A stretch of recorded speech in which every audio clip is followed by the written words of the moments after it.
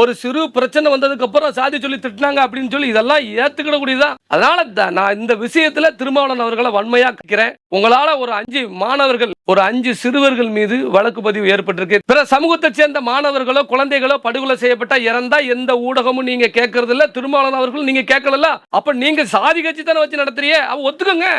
நான் சமுதாய கட்சி தான் வச்சு நடத்துறோம். நாங்க அனைத்து தமிழர்களுக்கும் அப்படிங்கிற வார்த்தையை.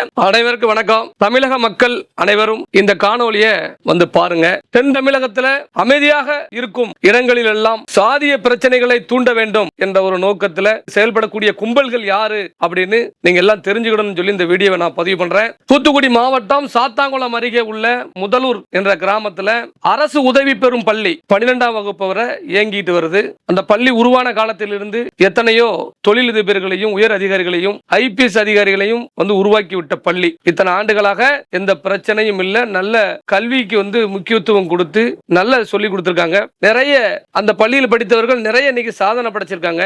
அந்த பள்ளியில படிக்கக்கூடிய சிறுவர்கள் வந்து சிறுவர்களுக்குள்ள பள்ளியில் படிக்கும் பொழுது வாக்குவாதங்கள் ஏற்படுகிறது. இதெல்லாம் ஆண்டாண்டு காலம் வந்து நம்ம பள்ளிக்கூடம் படிக்கும் பொழுது நம்ம எல்லாமே அந்த நேரத்தில் எந்த சாதி மதம் தெரியாம நம்ம எல்லாம், அதாவது எப்படின்னா ஒரு சிறு ஏதாவது ஒரு விஷயங்களாலும் சரி சும்மா விளையாட்டுக்கு சண்டை போடுவது வந்து எல்லாத்துக்கும் தெரியும். அந்த சிறுவர்கள், அந்த மாணவர்கள் வந்து சிறுவர்கள் அவர்களுக்குள்ள ஏற்பட்ட பிரச்சனையை 2 பேரும் சண்டை போட்டிருக்காங்க.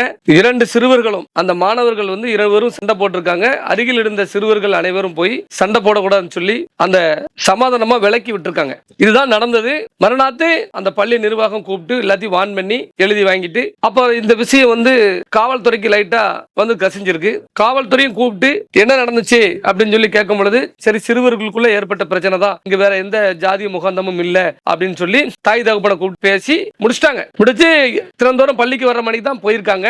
ஆனா இதை மோப்பம் பிடிச்சிருப்பாங்களா, மோப்பம் தென் தமிழகத்துல ஏதாவது ஒரு பிரச்சனையை நம்ம பண்ணணும் அப்படின்னு சொல்லி அப்படி ஒரு குறிப்பிட்ட நபர்கள் விடுத்துக்கிட்டே வருவாங்க. அவங்க வந்து பத்திரிகை துறையில இருக்கலாம், கட்சியில் இருக்கலாம். இவர்களுக்கு என்ன வேலைன்னா ஏதாவது ஒரு பிரச்சனையை நம்ம பட்டியல் சமூகத்துக்கு எதிராக இங்க அநியாயம் நடக்குது, தென் தமிழகமே தீண்டாமை வந்து கொடுமை இருக்கு அப்படின்னு சொல்லி தமிழகம் முழுவதும் பரப்புவதற்கு பொழுதுதான் ஊடகங்கள் மூலியமா தங்களை வந்து மிகைப்படுத்திக் கொள்ள வேண்டும் அப்படிங்கிற ஒரு கும்பல் நிறைய இருக்காங்க. ஒரு சில கும்பல்கள் இருக்கு.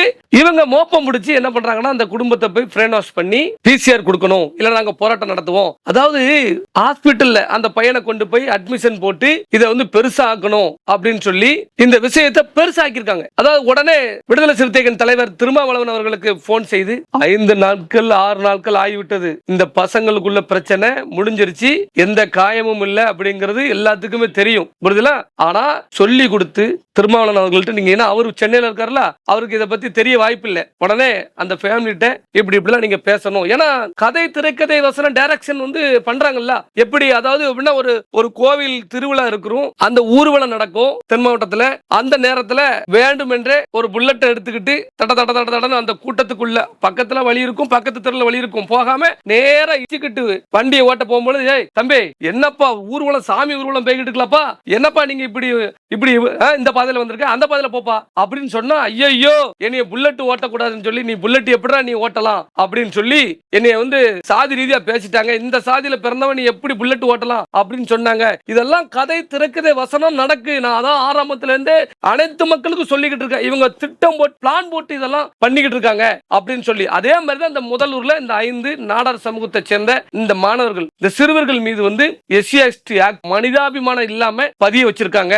அப்போ காவல்துறை முதல்ல விசாரிச்சுட்டு பள்ளி நிர்வாகம் விசாரிச்சுட்டு எந்த தவறு நடக்கல. அப்போ திருமாவளவன் அவர்கள் வந்து வீடியோ அவருக்கு கால் பண்ணி பேசி இவர்கள் மீது நடவடிக்கை எடுக்கணும் அப்படின்னு சொன்ன உடனே அப்பாவிகள் மீது வழக்கு பதிவு செய்தாங்க. அதை எப்படின்னா விளக்கு தீர்த்து விட்டோம் பாருங்க. நீ சண்டை போட்டு என்னமோ நாசமா போ அப்படின்னு சொல்லி 4 பேர் பார்த்து போறவங்க மேல இல்ல விளக்கு தீர்க்காமத்திலாம் அதுல அந்த பசங்க மேலேயும் வழக்குகள் பதிவு செஞ்சு இன்னைக்கு குற்றவாளிகளாக அவர்களை ஆக்கிக்காங்க. பாருங்க எப்படி சிறுவர்களை. அப்ப இந்த கட்சிகள் அந்த கட்சியை சேர்ந்தவர்கள் வந்து எப்ப பிரச்சனை வந்து நடக்கணும், இதெல்லாம் பெருசாக்கணும். இதெல்லாம் ஊடகத்துறையில உள்ளவங்களுக்கு, சென்னையில் உள்ளவங்களுக்கு, உங்க ஊடகத்துறைக்கு நான் சொல்றேன், மீடியாக்களுக்கு சொல்றேன், அந்த செய்தியை வந்து எவ்வளவு வன்மமா ஒரு பேக்ரவுண்ட் மியூசிக், சோகமான ஒரு மியூசிக்கை போட்டு அப்படியே அதை மக்களிடையே கொண்டு போய் அப்படியே அந்த மாணவர்களை எவ்வளவு அழகா குற்றவாளிகளை நீங்க மாத்திரிய பத்திலா இதெல்லாம் நடந்துச்சு, இதெல்லாம் நடந்திருக்குமான்னு. ஏன்னா ஊடகம் உங்களெல்லாம் நாங்க பார்க்கல, மக்கள் பூரா ஊடகத்தை பார்க்காங்களா? அப்ப ஊடகம் பார்க்கறது தப்பா?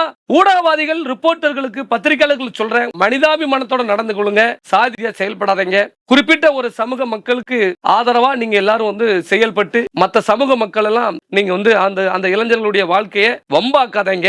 இது வந்து திட்டமிட்ட பொய் வழக்கு. இது காவல்துறையை நிர்பந்தப்படுத்தி இந்த வழக்கை வந்து இந்த நாடார் சமூகத்தின் மாணவர்கள் மீது வந்து பதிவு செஞ்சிருக்காங்க. இத்தனை ஆண்டு காலமா +2 வரைக்கும் படிக்காங்க. அப்பெல்லாம் சாதி சொல்லி திட்டாம ஒரு சிறு பிரச்சனை வந்ததுக்கு அப்புறம் சாதி சொல்லி திட்டினாங்க அப்படின்னு சொல்லி இதெல்லாம் ஏத்துக்கிட கூடியதான். அதனால நான் இந்த விஷயத்துல திருமாவளவன் அவர்களை வன்மையா கேட்கிறேன். உங்களால ஒரு 5 மாணவர்கள், ஒரு 5 சிறுவர்கள் மீது வழக்கு பதிவு ஏற்பட்டிருக்கு. தென் மாவட்டத்துல உங்களை எப்படியாவது ப்ரொமோட் பண்ணணும், உங்ககிட்ட வந்து அந்நியுன்யமா ஆகணும்னு சொல்லி உங்க கட்சியை சேர்ந்த ஒரு சிலர் தவறான நடவடிக்கைகள்ல இங்க ஈடுபட்டு இது போன்ற நிகழ்வுகள்ல வந்து பெரிதுபடுத்துறாங்க. இது வந்து வன்மையா கண்டிக்கிறதுக்கு தமிழ்நாடு அரசு, முதல்வர் திரு மு க ஸ்டாலின் அவர்கள், நான் தயவு செய்து சொல்றேன், இவர்கள் எல்லாமே தென் மாவட்டங்கள்ல இந்த மாணிக்கு போய் PCR வழக்குகளை பதிவு செய்யணும், தங்களுக்கு அனிதாபம் வேணும் என்கிற நோக்கத்துல இப்படி கதை திரைக்கதை வசனத்தெல்லாம் இயக்கி இப்படி சமூக ஊடகங்களையும் ஊடகங்களையும் பரப்புறாங்க. இதை நீங்க வந்து எப்படின்னா இந்த வழக்கில் இந்த 5 மாணவர்களையும் உடனடியாக அந்த வழக்கில் இருந்து விடுவிக்க வேண்டும் என்று தாழ்மையோடு நான் கேட்டுக்கொள்கிறேன்.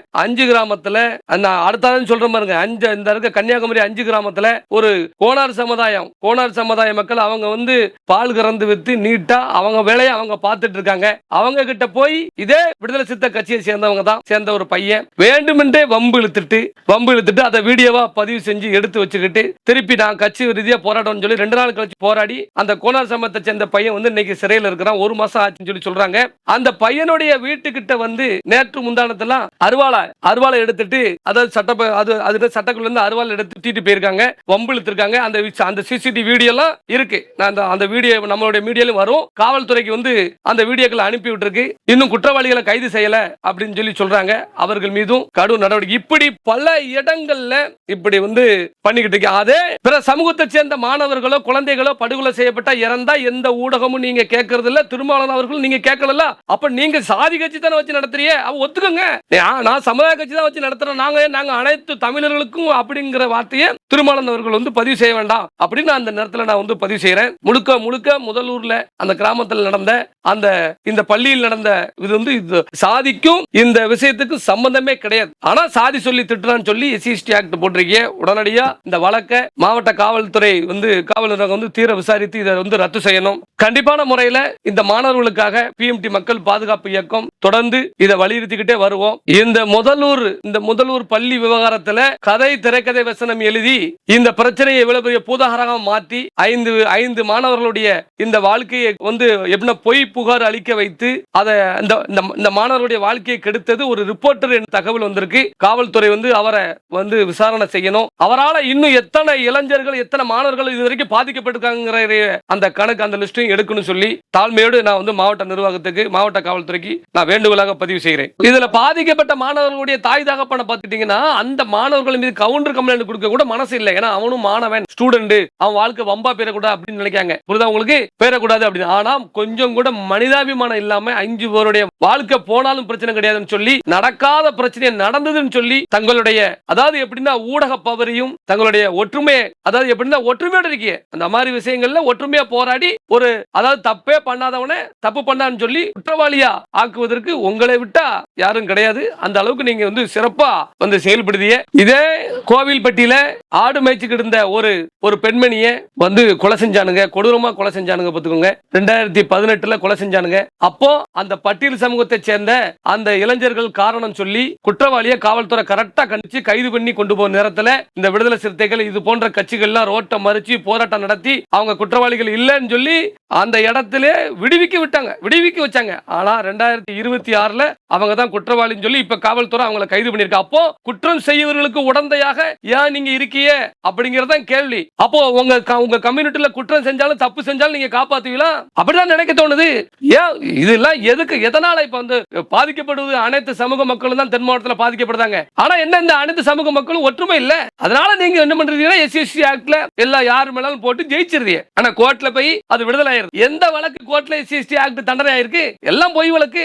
இப்ப என்ன பொய் வழக்கு போட்டாச்சு ஒரு 50,000 கிடைக்கும், பணம் கிடைக்கும், அவ்வளவுதான். வேற என்ன இருக்கு? ஆனா அந்த பசங்க 5 பேர் வாழ்க்கை நாளைக்கு என்னைக்கு இருந்தாலும் அவனு ஒரு ஐஏஎஸ் ஒரு ஐபிஎஸ் அவன் போகணும்னு நினைச்சிருப்பான், அவன் ஒரு அதிகாரி ஆகணும்னு நினைச்சிருப்பான். அந்த 5 பேரும் இந்த நாடக சமயத்தோட சின்ன மாணவர்கள் ஒரு அதிகாரி ஆகணும்னு சொல்லி தான் படிச்சிருப்பான். நாளைக்கு என்னைக்கா இருந்தாலும் ஆன்லைன்ல இந்த கேஸ் வழக்கு காட்டும்ல, அப்ப அவங்களுடைய வாழ்க்கையை அழிச்சது யாரு?